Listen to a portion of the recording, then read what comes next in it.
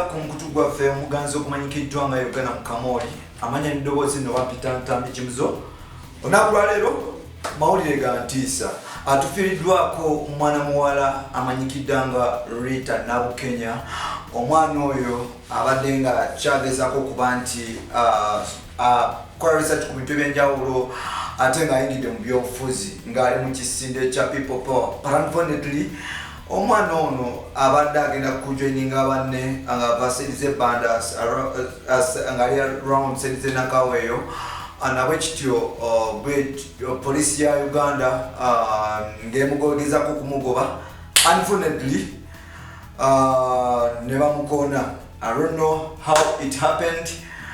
Mawulire ganaku nnyo ga ntiisa naye ate tulina okutwala obuvunaanyizibwa nga ffe abavubuka n'abantu abali responsible ku nsonga bweti okuba nti tetulagajanira bulamu bwaffe n'obulamu bwa bannaffe.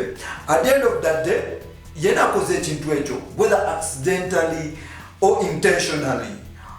Olina omwana wo gwe wazaala, olina baganda bo, olina abaana ba muganda wo, olina abantu bangi, olina n'abantu bangi b'ogenda okulabirira ne b'olabirira. So kati gwe bw'ovaayo n'okola ekintu bw'oti nga tolumiriddwa ani g'ogenda kikola, ani agenda kukosebwa na mwana wa nigose.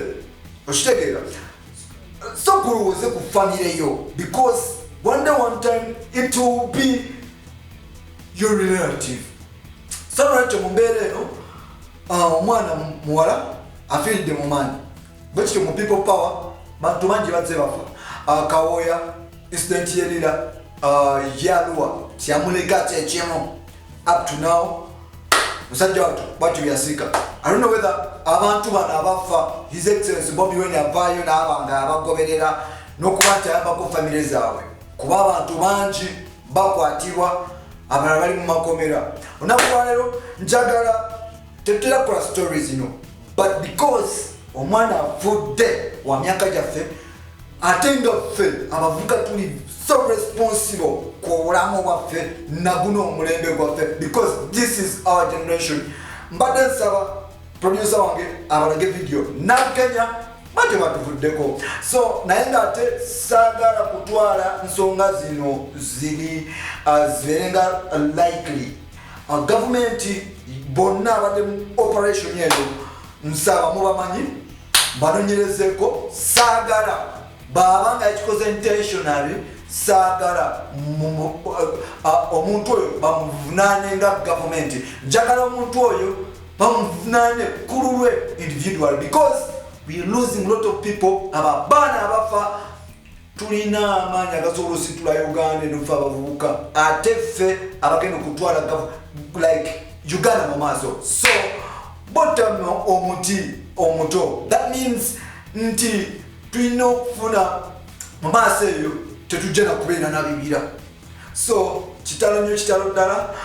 Njagala okutwala omukisa guno okungubaga eri bavuka bannange n'okubazaamu amaanyi nti whatever happens kituwa ekyokuyiga. Bw'obanga obadde ozannya politics ono okitegeera tulina okuadvancinga then ate ne bakulu baffe batata baffe bajjajja baffe n'abasigaddewo mbasaba mutukwasize ekisa kuba ffe tuli baana bato tulina bingi ebyokuyiga. Never judge us, never kill us.